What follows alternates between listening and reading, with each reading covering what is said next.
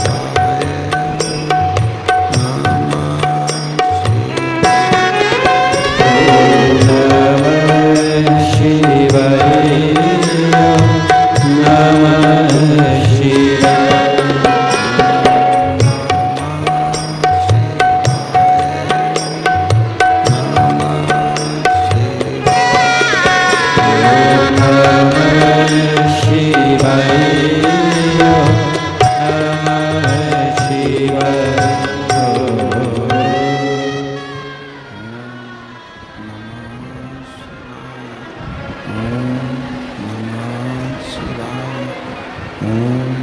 नमः शिवाय।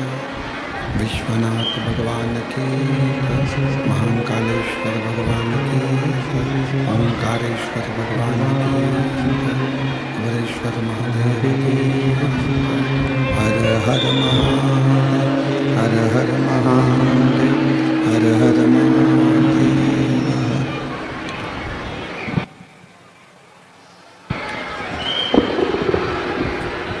काशी विश्वनाथ भोगड़दानी प्रकालदर्शी कैलाशी अविनाशी भगवान शिव, जिनकी पुनीत पावन पवित्र शिव महापुराण की कथा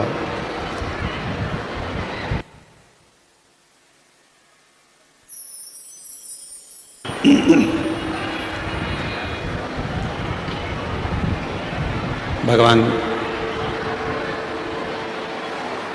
देवाधिदेव महादेव की यह पवित्र पावन शिव महापुराण की कथा भगवान शिव की कृपा से, करुणा से, उनकी उदारता से मीरा भयंदर मुंबई महाराष्ट्र के इस पवित्र पावन प्रांगण में भगवान भोगड़दानी की कृपा से ये पवित्र कथा 5 दिवसीय शिव महापुराण की कथा चल रही है, जिसका आज 2 दिवस है। कथा के मुख्य यजमान श्री प्रताप इंदरबाई बाबूराव सरनाइक जी, माननीय मानदार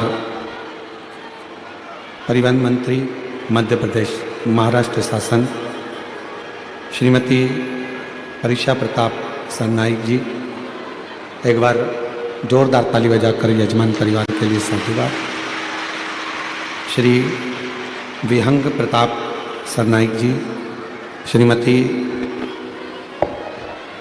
अनाहिता विहंग सरनाइक जी, चिरंजीवी समर विरंग सरनाइक जी, श्री पूर्वेश प्रताप सरनाइक जी, श्रीमती कश्मीरा पूर्वेश सरनाइक जी, चिरंजीवी प्रियांश पूर्वेश सरनाइक जी, चिरंजीवी प्रियांश पूर्वेश सरनाइक जी, मीरा भयंदर, मुंबई महाराष्ट्र। एक बार सभी यजमान परिवार के लिए जोरदार ताली बजाकर स्वागत, वंदन, अभिनंदन। शिव कृपा से डीले कम करो। भगवान शिव की करुणा, उनकी उदारता, उनकी दया, जो ये पवित्र पावन शिव महापुराण की कथा मुंबई में मीरा भयंदर में चल रही है, जिसका आज द्वितीय दिवस यहाँ चल रहा है।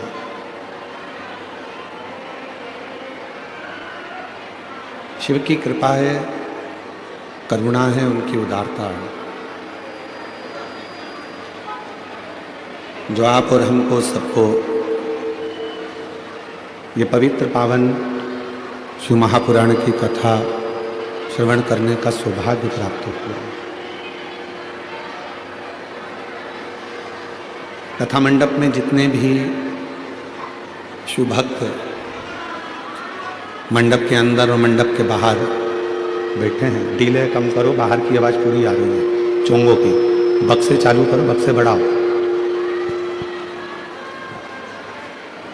मंडप में विराजमान सभी श्रोता भाई बहन जो इस पवित्र पावन शिव महापुराण की कथा का लाभ ले रहे हैं, वो अपने जीवन को सार्थक कर रहे हैं।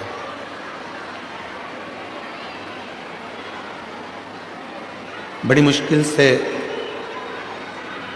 मुंबई की पवित्र धरा पर ये शिव महापुराण की कथा आप लोगों को मिली है, बहुत मुश्किल से।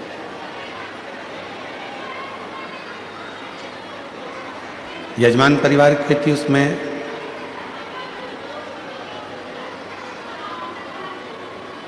उन पर तो बड़ी कृपा हुई है, पर उससे ज़्यादा कृपा मेरे भोले बाबा की आप सब पर हुई है, जो आप इस पवित्र कथा का लाभ लेने के लिए बैठे हैं।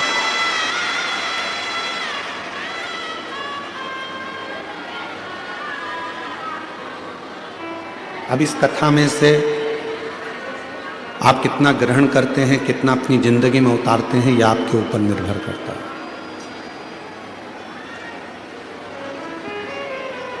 व्यर्थ की बातों में समय अगर निकाल दिया तो आप लोग जो अपना खर्चा कर कर आए हो, 100-500 रुपये ऑटो के, गाड़ी के, धक्के खाकर भीड़ में आप इतनी दूर पहुँचे हो, आपका वो रुपया व्यर्थ नहीं जाना चाहिए। इस कथा को इतने दिल से सुनो कि दूसरी बार कथा के मंडप में बैठो तो बाबा आपकी करुणा कर कर यहाँ आपका पत्र लेकर कर।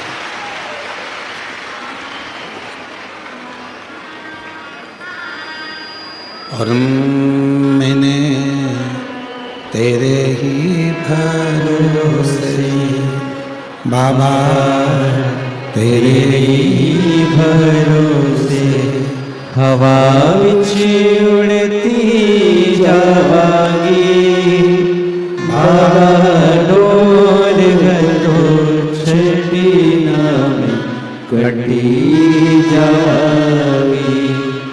भोले मैं तेरी कदम, शंभू मैं तेरी कदम, हवा विच उड़ती जावांगी, बाबा डोर तो छठी नाम कटी जावांगी। जब तक शिव की कृपा न हो, शंकर की करुणा न हो, तब तक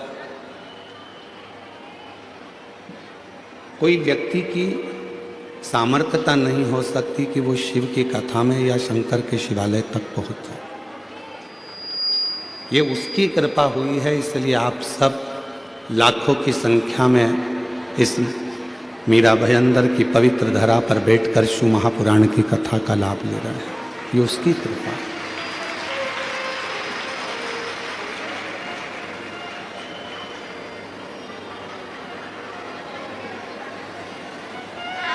शिव के मंदिर में जाना या शिव की आराधना करना, साधना करना इतना सरल नहीं है।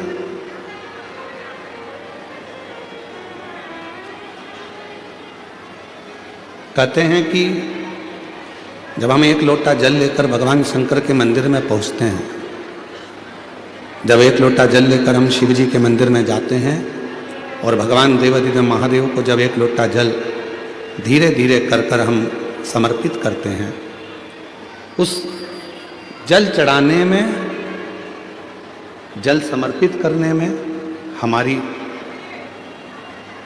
कई वर्षों की साधना पूर्ण हो जाती है।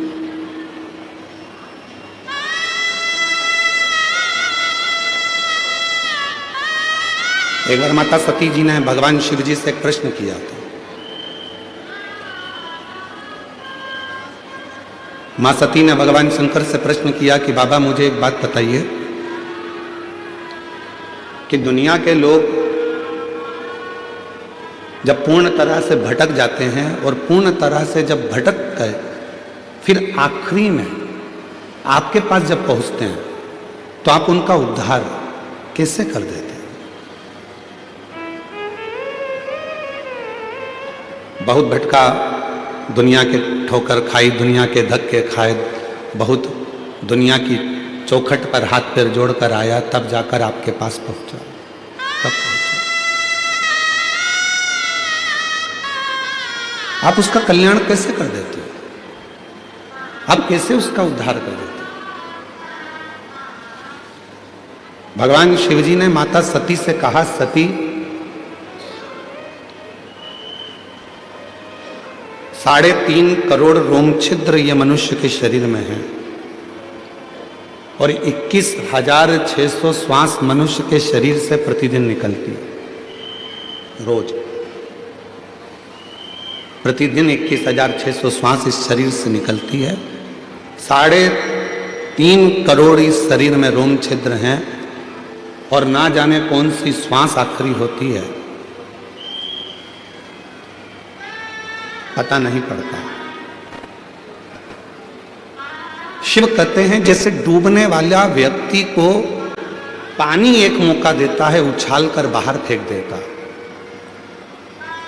जो नदी में डूबते हैं, कुएं में डूबते हैं, सरोवर में डूबते हैं, खड्डे में डूबते हैं, समुद्र में डूबते हैं, पानी में डूबते हैं, तो उनको जल एक मौका बाहर निकलने का देता है कि आप इस पानी से बाहर निकल जाओ।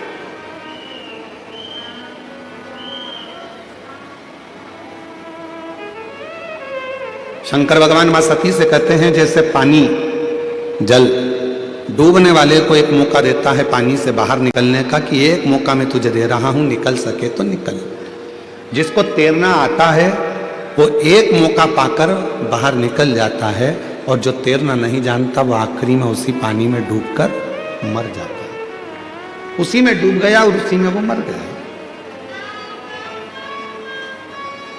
डूबा, मरा।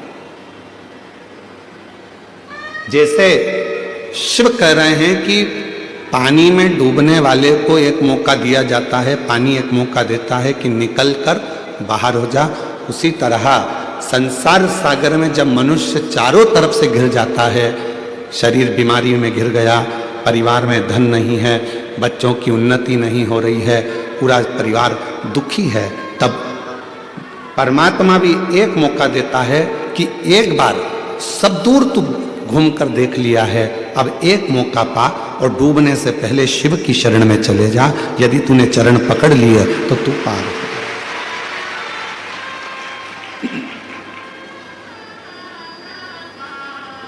यदि तूने चरण पकड़ लिए तो तू पार हो गया और यदि चरण नहीं पकड़े तो तू रह गया।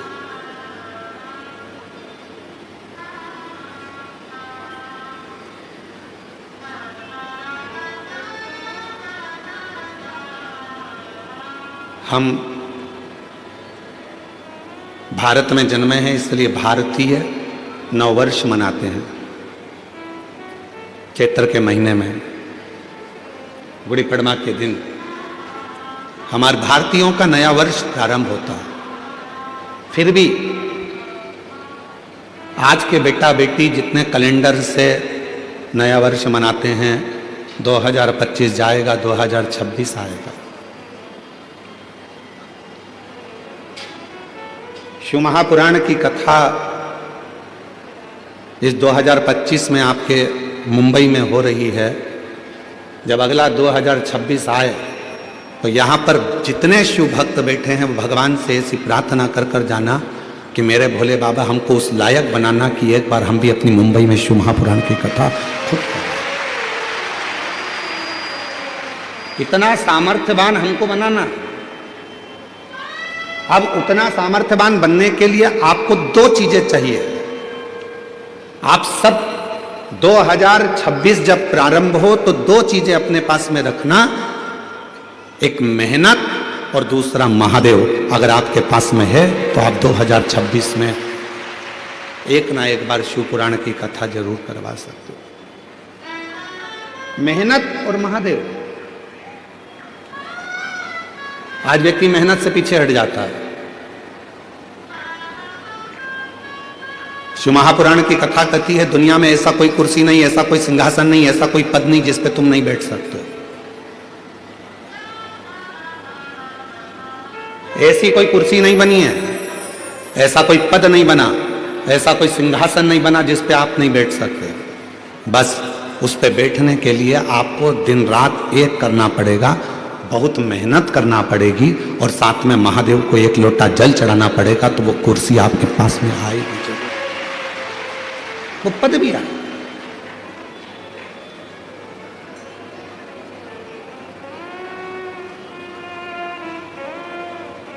एक लाइन है, जो डर गया जम के बोलो वो मर गया। मेहनत से क्या डरना, विद्याध्ययन से क्या डरना, परिश्रम से क्या डरना।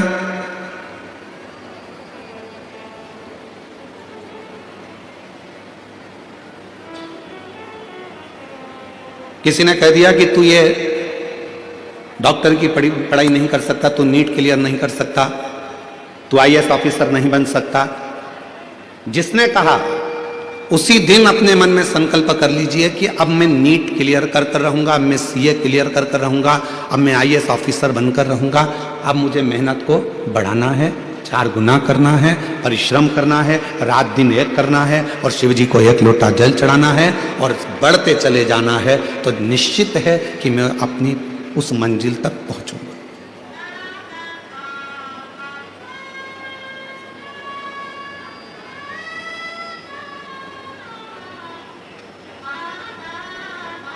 शिव पुराण करती क्या है? शिव महापुराण का कार्य क्या है? जो होश में है शिव पुराण उसमें जोश भरती है। किसको जोश भर रही है? जम के बोलो, जो होश में है।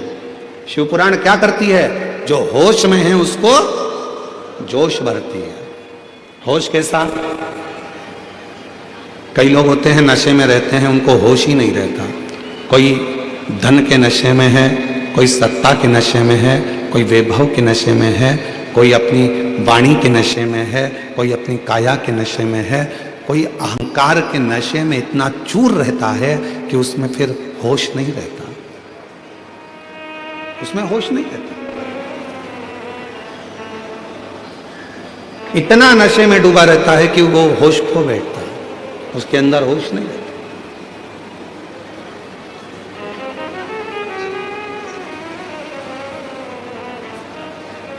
नशा केवल मदिरा का, दारू का नहीं होता, नशा अहंकार का भी होता है, धन का भी होता है। और याद रखना,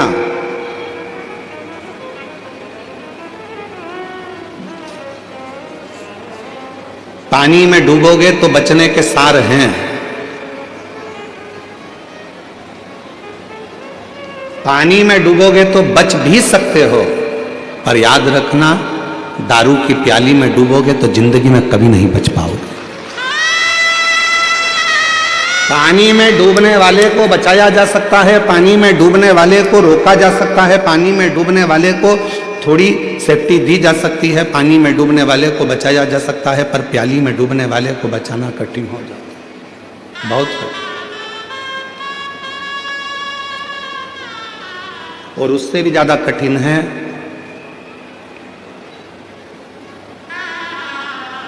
अहंकार के नशे में डूबने वाला व्यक्ति, अभिमत्ता में डूबने वाला व्यक्ति।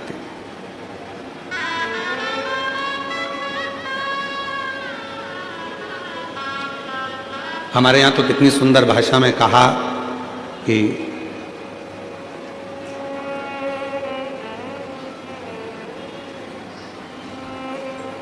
कोई भाग्य से, कोई किस्मत से ये शिव महापुराण की कथा अपने नगर में, अपने गांव में, अपने शहर में आती है।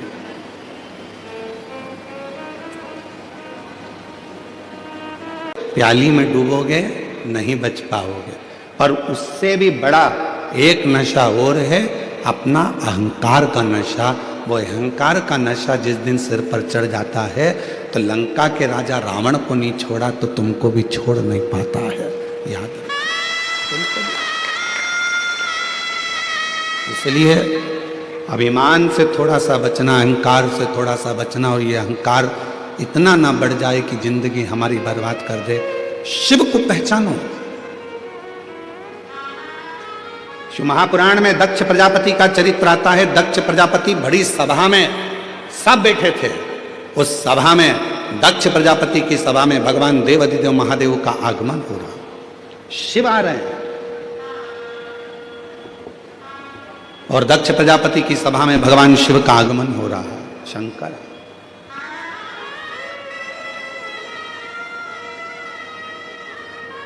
बीच में भगवान विष्णु जी मिल गए, शिव जी उनसे मिलने में रह गए।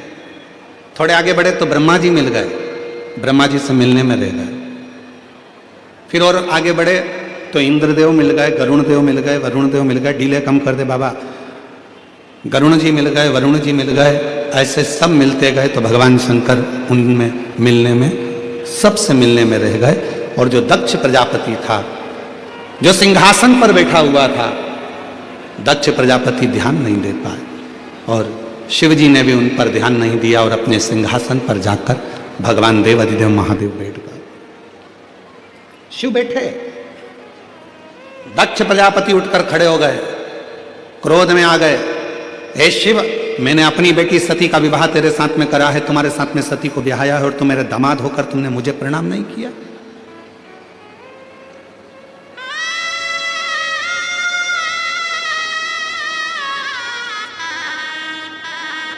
ब्रह्मा जी खड़े हो गए।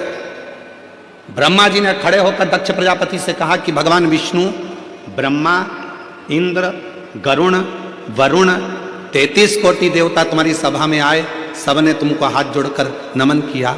अगर शिव जी ने नहीं करा तो तुम्हें शांत रहना चाहिए, पर सिर के ऊपर तो अहम इतना भरा हुआ था कि सबने प्रणाम करा, वो नहीं दिखा, पर शिव ने प्रणाम नहीं करा, वो दिख गया। ये दुनिया की रीति है।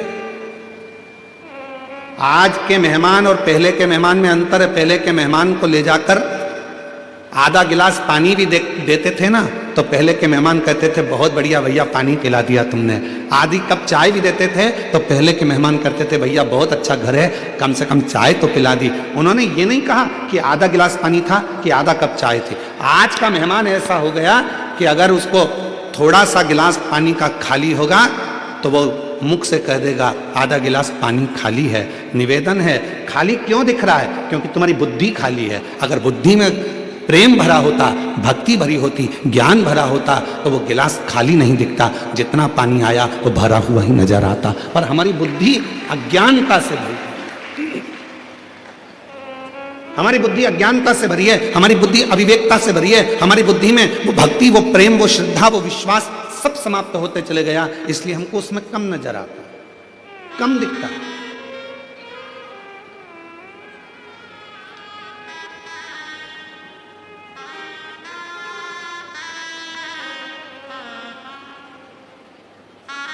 महाराज, भगवान की इतनी कृपा है आज के समय में, उस भोलेनाथ को रोज का धन्यवाद दो तो कम है, रोज का धन्यवाद देना तो कम है। कोरोना महामारी आई थी, पूरा विश्व हिल गया था। तुम्हारे आसपास में भी ना जाने कितने जवान की जवान बेटा बेटी चले गए होंगे। अंदाजा लगाना, उसके बाद भी अगर तुम आज जिंदा बैठे हो, शिवपुराण की कथा सुन रहे हो, तो शिव जी को धन्यवाद देना कि तूने पूरे बगीचे के फूलों को तोड़ दिया पर मेरे जैसे कांटे को अपने पास में रख लिया। ये तेरी कृपा, ये तेरी उदारता, ये तेरी करुणा, ये तेरी दया है जो तूने हमको संभाल कर रखा। ये तो उखड़ तो अपन जब ही गए थे।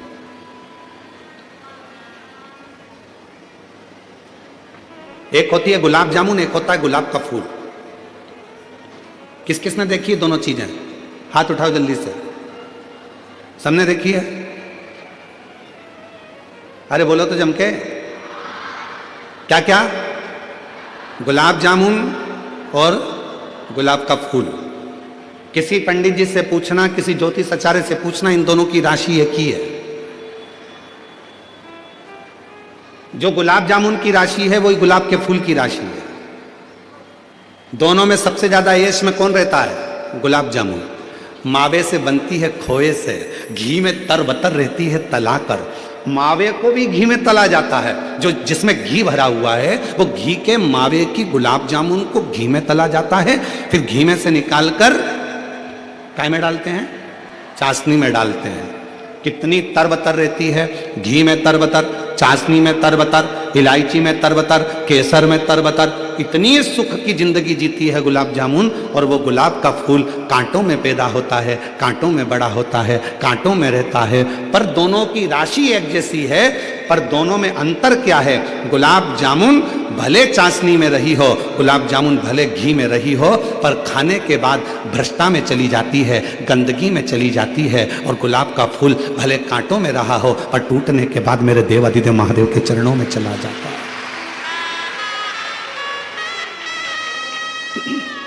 शिव के चरणों में, भगवान शंकर के चरणों में चला जाता है। राशि एक ही है, गुलाब का फूल और गुलाब जामुन की राशि एक ही है। पर याद रखना, सुख मिल रहा है वो परमात्मा से दूर है, दुख मिल रहा है परमात्मा के नजदीक है, परमात्मा के नजदीक।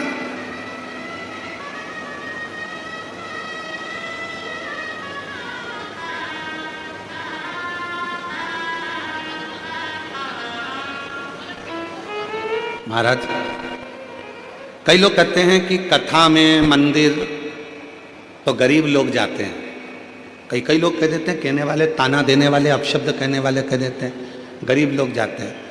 तो फिर वो विचार करिएगा, अंबानी परिवार भी तो भगवान के मंदिर में जाकर, हर तीर्थ में जाकर खड़ा होता है। बिरला परिवार भी हर तीर्थ में खड़ा होता है। बड़े बड़े उद्योगपति भी भगवान की अविरल भक्ति में जाकर खड़े होते हैं। क्यों खड़े होते हैं? क्योंकि उनको मालूम है जो सुख धन में नहीं है, जो सुख गाड़ी में नहीं है, जो सुख बंगले में नहीं है, वो सुख परमात्मा की कथा में और भगवान के मंदिर में है, परमात्मा की शरणागति में। वो सुख कहीं नहीं मिल सकता। एसी के रूम में तो हमेशा ही रहते हो, अच्छी अच्छी गाड़ियों में तो हमेशा ही घूमते हो, दिल्ली के मुंबई के ट्रैफिक में तो हमेशा ही फंसते हो। मुंबई के ट्रैफिक में फंसोगे उसका कोई फल नहीं मिलना है, पर शिव महापुराण के ट्रैफिक में फंस गए तो उसमें भी तुम्हारा कल्याण निश्चित है। यह शिव पुराण का ट्रैफिक है। हो सकता है 1.5 घंटा 2 घंटा ट्रैफिक में जाम में तुम फंस जाओ, चिढ़ना मती, हताश मत होना। शंकर भगवान चाहता है, मेरे पास से जा रहा है, धीरे धीरे जाएगा। हो सकता है 3 महीना तो दूर, मैं आज की आज तेरी जिंदगी पलट कर रख दूं, दूसरा दिन तुझे क्या दे दूं? आज मैं तेरा जीवन पलट दूं, आज मैं कृपा कर दूं तुझ पर, क्यों चिंता करता है? तुम मेरे लिए चलकर आया है। शिव महापुराण की कथा कहती है, तुम किसी के घर में जाओगे तो कोई तुम्हारे घर में, बोलो बोलो बोलो, आएगा। तुम किसी की शादी में जाओगे तो कोई तुम्हारी शादी में आएगा। और सीधी सीधी बात है, तुमने अपने रिश्तेदार के यहाँ शादी में अपनी बहू को भेज दिया कि तू चली जा, तो तुम्हारे यहां भी अगर दुख आएगा तो भोलेनाथ भी कह देगा यमराज तू चले जा, मैं क्या करूंगा, मैं क्यों जाऊं, तू जा। ये तो रिश्तेदारी वाली बात है। आपका संबंध कैसा है, आपका रिश्ता कैसा है, आपके नाते कैसे हैं, आपका संबंध किस भाव का है, ये आपके ऊपर निर्भर करता है।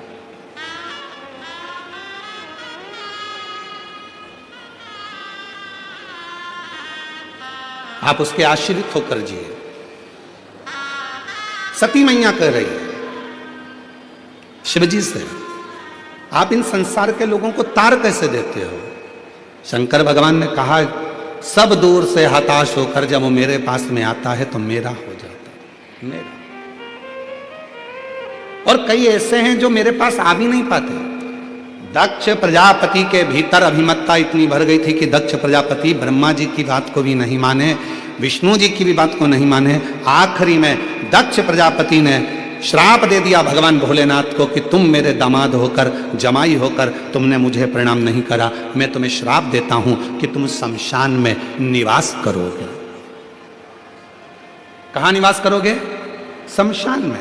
शंकर भगवान सिंहासन से उठ गए, नाचने लगे, बहुत आनंद में अपना डमरू बजाने लगे। तो भगवान विष्णु जी ने पूछा कि तुम्हें तुम्हारे ससुर ने श्राप दिया है शमशान में रहने का और तुम नाच रहे हो? शंकर भगवान बोले मेरे ससुर जैसा दुनिया में कोई ससुर नहीं होगा, उसने मेरे लिए कितना अच्छा सोचा। उसको मालूम है आने वाले समय में लोग जगह जगह आक्रमण कर लेंगे, अतिक्रमण कर लेंगे, पर एक ही जगह रह जाएगी शमशान, जहां दुनिया का कोई अतिक्रमण नहीं होगा। शिव जी को मुझे आज वो स्थान दिया है जहां कोई अतिक्रमण नहीं करता, किसी पर कोई उस पर कब्जा नहीं करता। दुनिया में बंगला बनाओगे तो लोग कब्जा कर लेंगे, मकान बनाओगे तो कब्जा कर लेंगे, फ्लैट बनाओगे तो कब्जा कर लेंगे, दुकान बनाओगे तो कब्जा कर लेंगे, होटला बनाओगे तो कब्जा कर लेंगे, पर शमशान में कोई कब्जा नहीं करता। जिस जगह पर मुर्दा जलता है उतनी जगह कोई कब्जा नहीं करता। सबको मालूम है एक दिन यहीं सज धज के आना है और आखिरी में शिव के हो जाना है, फिर कोई बचता कुछ नहीं।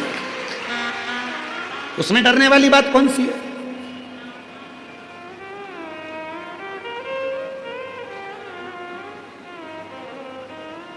और तेरे भरोसे मेरी गाड़ी, तू जाने तेरा काम जाने।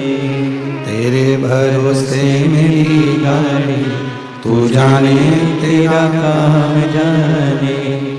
तू जाने तेरा काम जाने, तू जाने तेरा काम जाने। तू जाने तेरा काम जाने, तू जाने तेरा काम जाने। तेरे भरोसे मेरी गाड़ी, तू जाने तेरा काम जाने। तेरे भरोसे में जी रहा हूं, कुछ भी नहीं, कुछ भी नहीं। हम उस पर आश्रित हो जाए।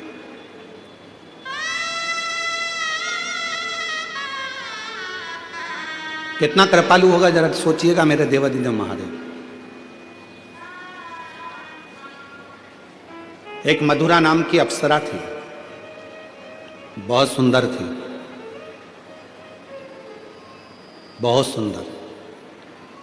इतनी सुंदर अप्सरा थी, इतनी सुंदर अप्सरा थी कि उसको कोई देख लेता था तो कहते हैं कि वो 100-200 साल तो वहीं एक जगह पर खड़ा रह जाता था। इतनी सुंदर अप्सरा थी मधुरा, इतनी सुंदर।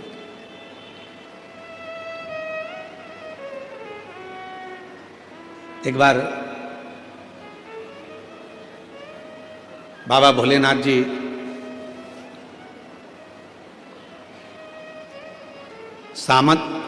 समाधि में लीन थे, साधना में लीन थे। बहुत तेज जलवृष्टि हो गई, बहुत तेज। इतना तेज जलवृष्टि हुई, इतनी तेज जलवृष्टि हुई, पूरा जल भगवान शंकर की साधना पर गिर रहा था, शिव पर गिर रहा था। शंकर भगवान बड़े सुंदर दिख रहे थे, बड़े सुंदर। कभी मौका लगे तो दर्शन करिया करो, कभी कभी ऐसा भी दर्शन करा करो जब शिवजी के शिवलिंग के ऊपर जो जलाधारी लगती है। करें आप लोगों ने दर्शन? शिव जी के शिवलिंग के ऊपर जो जलाधारी होती है और जलाधारी में से बूंद बूंद पानी शंकर भगवान के ऊपर गिरता है, शिव जी के ऊपर गिरता है। कभी कभी उसका भी एक प्रेम से दर्शन करा करो, बहुत ध्यान से दर्शन करा करो कभी उसका। आप लोगों को पहले भी कहा कि जो जलाधारी होती है जिसमें से बूंद बूंद पानी गिरता है, वो शंकर भगवान की 5 लड़कियां हैं। कितनी बेटियां हैं? 5। सब लोग उसका नाम बोलेंगे। जया, विषहरा, शामली बारी, दौतली, देव। ये शंकर भगवान की 5 लड़कियां हैं जो शिव जी के ऊपर निरंतर एक एक बूंद पानी गिरा रही हैं। निरंतर जल गिर रहा है, निरंतर जल पड़ रहा है। कभी अगर मौका मिला करे तो एक बार जब आप शिव जी को जल चढ़ाने जाओ, लोटा भर के जल चढ़ाने जाओ, भगवान शंकर को जल अर्पित करने जाओ, तो कभी कभी अगर तुम्हारे थोड़ा सा समय तुमको तुम्हारे घर से अगर मिल जाए तो 2-5 मिनट शिव जी की जलाधारी में से जो पानी गिरता है उसका भी दर्शन करा करो, उसका दर्शन किया कभी कभी। और यहां तक शिवपुराण कहती है, जलाधारी में से जब पानी गिर रहा हो और भगवान तुम्हारे हाथ में अगर कोई बेलपत्री का पत्ता हो, नहीं हो तो मंदिर की बेलपत्र जो चढ़ी चढ़ाई हो वो भी अगर आपने शिवलिंग पर चढ़ा दी और थोड़ी देर बैठ गए और बूंद बूंद पानी उस पर से गिर रहा है, थोड़ी देर वो जया, विषहरा, शामली बारी, दौतली, देव, वो बूंद बूंद पानी उसमें से गिर रहा है, उसको गिरने दो। और थोड़ी देर दर्शन करने के बाद उस बेलपत्र को डॉक्टर जिसको कह दे कि इसकी ब्लॉकेज ज़्यादा है, इसका ऑपरेशन करना पड़ेगा, बाईपास करना पड़ेगा, डॉक्टर साहब से कहना मुझे 2 दिन दे दो मात्र, परसों के दिन बाईपास करा लूंगी, या 2 दिन आप ट्रीटमेंट करो। 2 दिन जो शिव जी के जलाधारी में से पानी गिरता है, जया, विषहरा, शामली बारी, दौतली, देव, जो पानी को गिरा रही होती हैं, उसके नीचे रखी हुई बेलपत्र को यदि जिसके हार्ट में प्रॉब्लम हो, जिसके थायराइड की प्रॉब्लम होती है, अगर वो बेलपत्र को अगर उस व्यक्ति को 2 दिन एक चढ़ी हुई बेलपत्र, फिर एक चढ़ी हुई बेलपत्र 2 दिन खिला दीजिए और तीसरे दिन फिर जांच कराइए, डॉक्टर आपको बोलेगा कि अभी ऑपरेशन की जरूरत नहीं है, दवाइयों से आराम लग जाए। दवाइयों से आराम, डॉक्टर को जरूर दिखाओ, डॉक्टर का इलाज करवाओ, क्योंकि हमारे यहाँ शिव महापुराण में डॉक्टर को शिव का एक रूप कहा गया है, शंकर भगवान को डॉक्टर कहा गया है, क्योंकि शिव और डॉक्टर दोनों को विश्वास का प्रतिबिंब कहा गया है। डॉक्टर का प्रतिबिंब विश्वास। एक पत्र है, अच्छा है,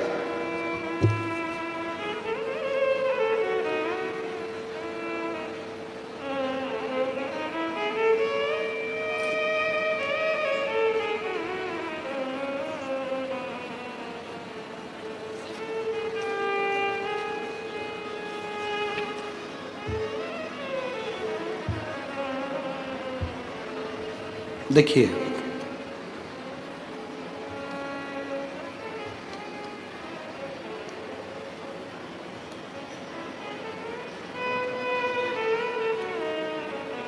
मेरा नाम साधना मिश्रा है, मेरे पति का नाम शिव शंकर मिश्रा है। मैं विरार पालघर महाराष्ट्र में रहती हूँ। कहीं बैठी हों तो हाथ हिला सकती हैं, अगर कहीं बैठी हों तो हाथ हिला सकती हैं। मेरा नाम साधना मिश्रा है, मेरे पति का नाम शिव शंकर मिश्रा है।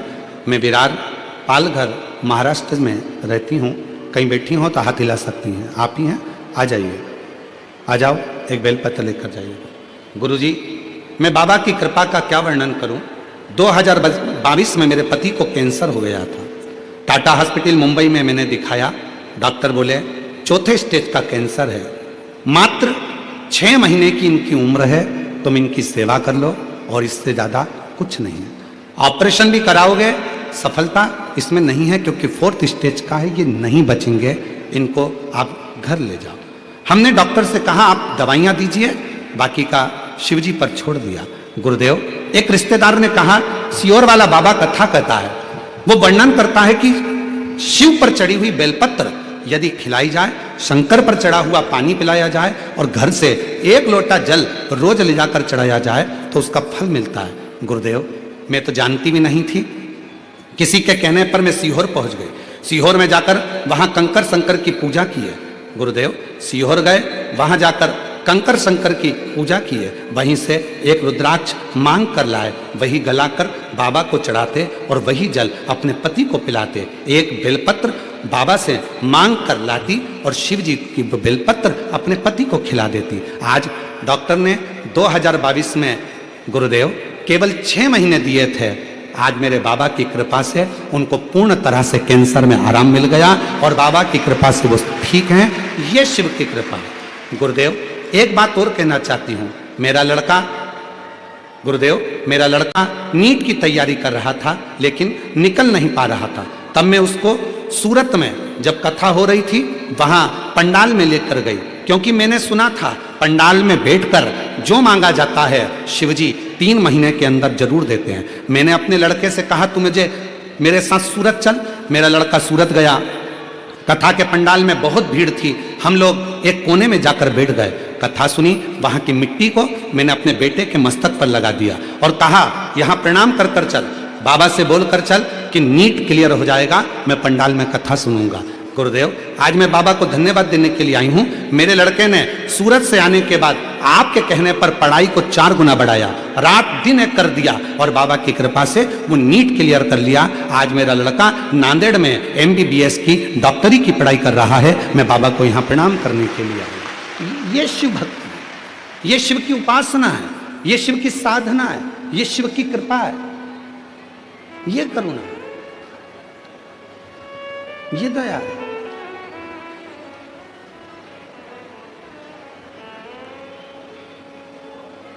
किस विश्वास के साथ आप आए हैं? क्या कहने के लिए बाबा के पास बैठे हैं? तुम्हारी मुंबई में बहुत कथा होती होगी, बहुत इवेंट होते होंगे, पर याद रखना ना तो ये कथा है और ना ये इवेंट है।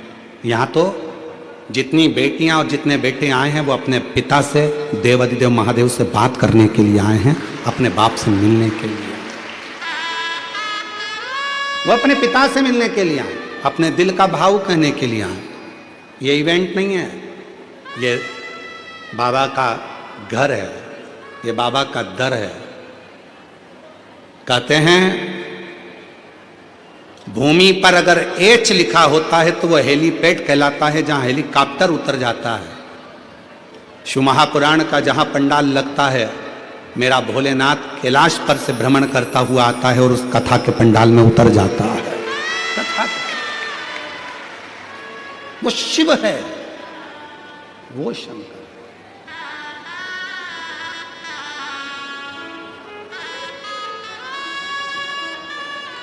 और मेरे भोले तेरा सहारा है, मेरे भोले तेरा सहारा है, मेरी नैया का तू किनारा है, मेरी नैया का तू किनारा है। मेरे बाबा तुझे पुकारा है, मेरे बाबा तुझे पुकारा है, मेरी नैया का तू किनारा है, मेरी नैया का तू किनारा है। यहाँ शिव से बात करी जाती है, यहाँ शंकर को अपना दर्द सुनाया जाता, यहाँ शिव को अपना भाव कहा जाता है, शिव को अपनी बातें कही जाती हैं। यहाँ केवल कथा नहीं, यहाँ पिता के साथ में चर्चा होती है, बात होती है और शिव उसको स्वीकार करते हैं। शिव स्वीकार।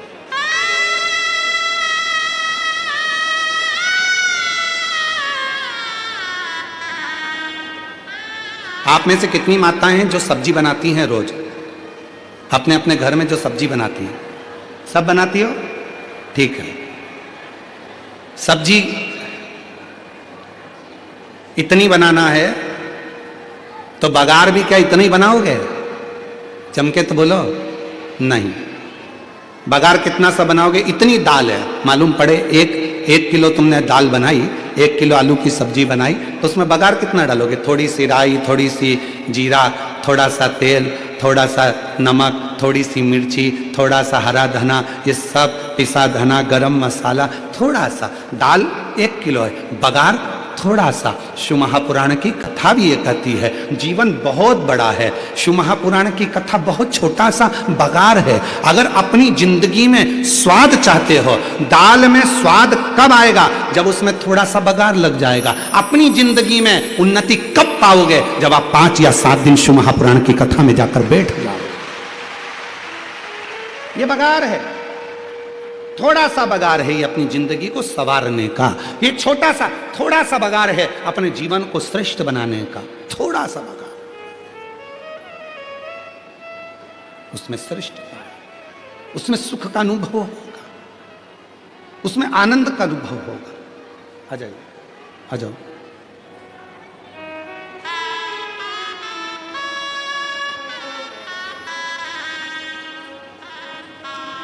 और शंभु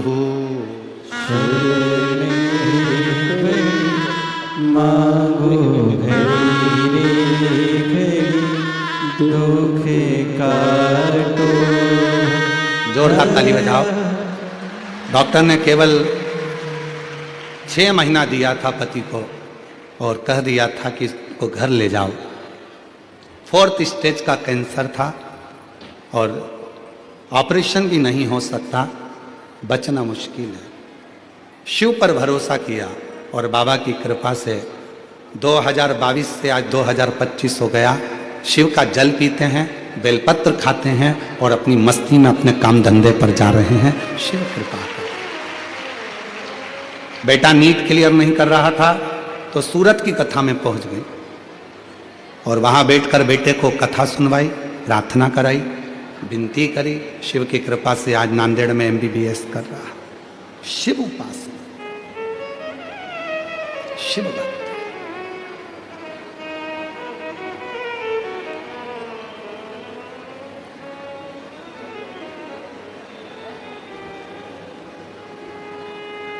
दया करो भोलेनाथ हम पर, दया करो,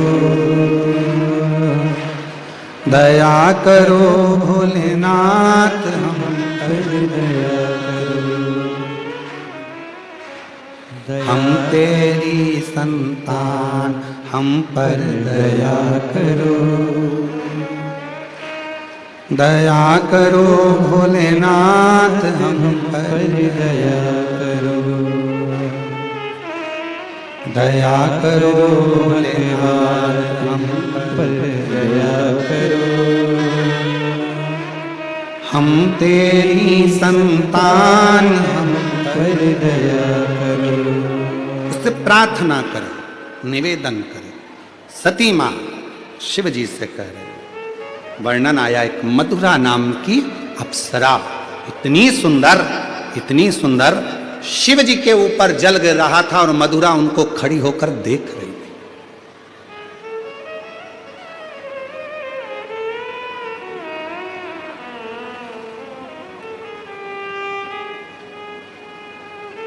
जो मधुरा अप्सरा को देखता था वो खड़ा की खड़ा रह जाता था सालों तक। पर शिवजी के सामने मधुरा अप्सरा पहुंची पर भगवान देवादिदेव महादेव ने अपने नेत्र तक नहीं खोले। भगवान शंकर नेत्र नहीं।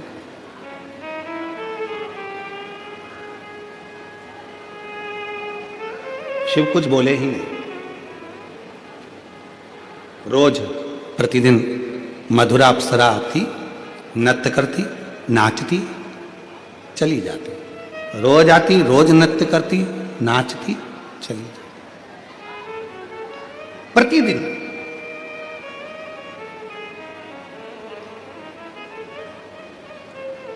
अब एक दिन मधुरा अप्सरा ने बड़ा गलत कृत्य कर दिया। शिवजी के जहां भगवान भोलेनाथ बैठकर तप साधना कर रहे थे, उन्हीं की गोद में जाकर मधुरा अप्सरा बैठने लगी। उन्हीं की गोद, उनकी गोद।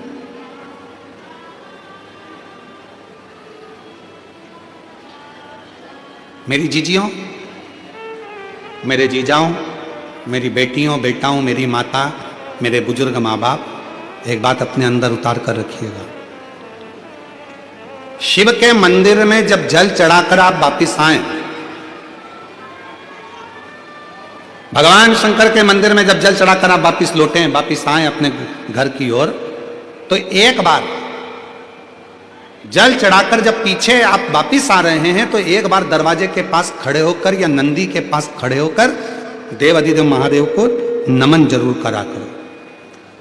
कुछ नहीं बन सके तो हर हर महादेव कहा करो। ये भी ना बन सके तो पंचाक्षर मंत्र नमः शिवाय बोला करो, षडाक्षर मंत्र ओम नमः शिवाय बोला करो। ये भी ना बने तो श्री शिवाय नमस्तुभ्यम बोला करो, बोला करो। क्यों? हो सकता है हमारे पूजन में, हमारी अर्चना में, हमारी साधना में, हमारी आराधना में, भगवान की आराधना में, जल चढ़ाने में, पूजन करने में, कोई भगवान का भजन करने में कोई कमी रह गई हो, तो हम चलते चलते, जैसे आप लोग जब जाते हो तो जाते जाते कहते ना, भैया अगर कुछ कहने में गलती हुई हो तो क्षमा करना भैया, हम आपसे हाथ जोड़।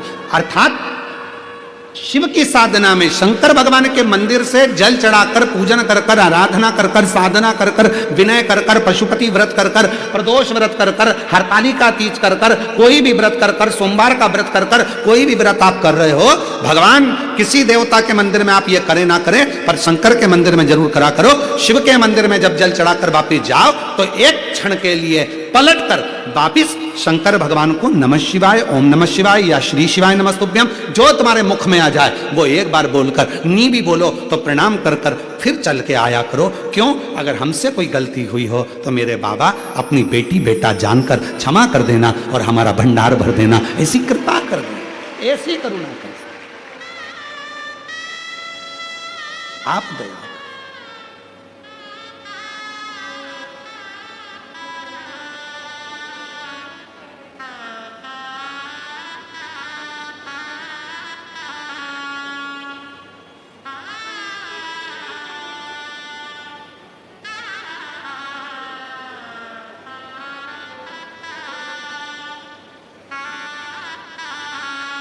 फिर शिव आएगा।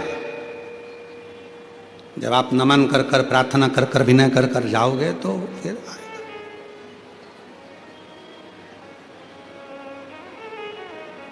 फिर पीछे नहीं हटोगे, कह सकते हो आला रे आला, शंकर आला,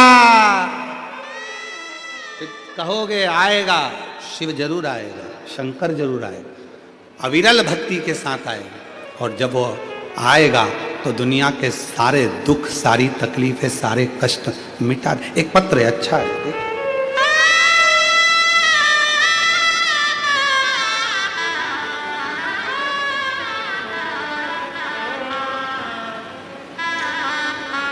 मैं राधा चौरसिया, मेरे पति का नाम अजय चौरसिया, मैं नेरुक निवासी हूँ, मुंबई में रहती हूँ। एक लोटे जल का वर्णन करना चाहती हूँ। कहीं बैठी हो? राधा चौरसिया, पति अजय चौरसिया, आप ही हैं? आ जाओ, एक बेलपत्र लेकर जाना। बच्चा आया है साथ में तो उसको लेकर आइएगा। मैं राधा चौरसिया, मेरे पति का नाम अजय चौरसिया, मैं नेरुक के निवासी हूँ, मुंबई में रहती हूँ। एक लोटे जल का मैं वर्णन करना चाहती हूँ। मेरी शादी को 15 साल हो गए थे, औलाद का सुख नहीं था। 2022 में मेरी मम्मी ने आपके कथा के बारे में बताया था। आपने जिस तरह बताया था एक लोटा जल सारी समस्या का हल, तो मैंने वैसा ही किया और मैंने सफेद आंकड़े की जड़ का उपाय भी किया।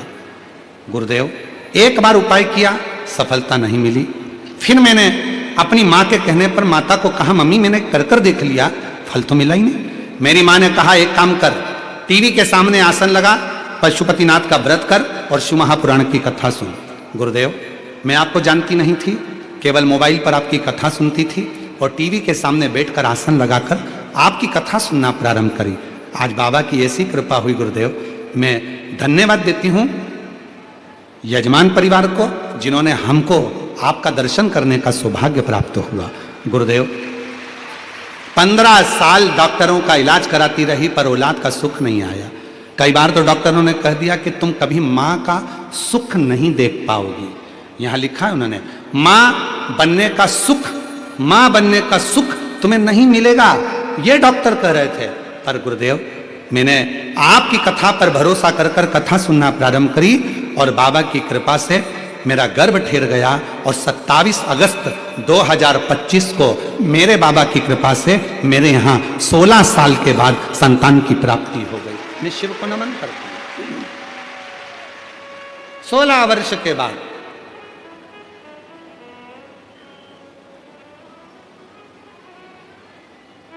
कि आप कथा सुनने के लिए आए। हमें तो लगता है हमारे भोले बाबा को, सीहोर वाले कुबरेश्वर बाबा को आपकी गोदी में कुछ देना होगा, इसलिए आपको यहां बुलाकर बिठा दिया। आपकी झोली में कुछ देना होगा, इसलिए वो बुला। उसको देना नहीं होता, ट्रैफिक में फंसा देता, आने ही नहीं देता। उसको देना नहीं होता तो तुम कितना भी दम लगा लो, तुम कथा के पंडाल में पहुंच ही नहीं पाते। कितना ही दम लगा लेना, पहुंच नहीं सकते। उसको नहीं देना होता तो वो तुमको यहां तक पहुंचने भी नहीं देता, आसपास कॉलोनी में घुमाता रहता और 2 बजे से 5 बजे का पूरा समय निकाल देता। तब आखिरी में तुम्हें 5:30 बजे यहां लेकर आता जब कथा ही पूरी हो जाती। उसको नहीं देना होता तो वो कुछ ना कुछ तुम्हारे घर में काम लाकर खड़ा कर देता, कोई समस्या आकर खड़ी हो जाती। पर उसने सारे रास्ते अगर क्लियर रखे हैं, कहीं जाम ही नहीं मिल रहा है, बिल्कुल एकदम क्लियर रास्ता बनाकर तुम्हें कथा तक पहुंचा दिया। समझ लेना कि शंकर की कृपा होना प्रारंभ हो गई। शिव अब देने को तैयार बैठा है। सब कुछ हरी झंडी, फाइल यहां से निकली वहां पहुंच गई, वहां से फाइल निकली वहां पहुंच गई, वहां से फाइल निकली वहां पहुंच गई। समझ लेना कि मतलब फाइल आगे बढ़ रही है, मतलब किसी पहचान वाले का फोन पहुंच चुका है, इसलिए फाइल आगे बढ़ रही है। तुम कथा तक पहुंच रहे हो, समझ लेना मंदिर तक पहुंच रहे हो, तो शिव ने करुणा कर दी है और करुणा का फल तुम्हें प्राप्त हो रहा है जो तुम पहुंच चुके हो।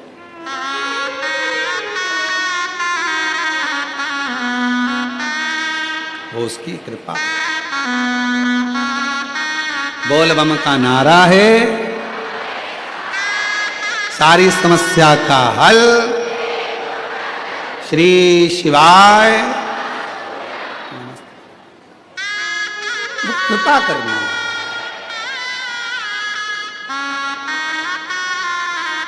करुणा करने वाला, दया करने वाला,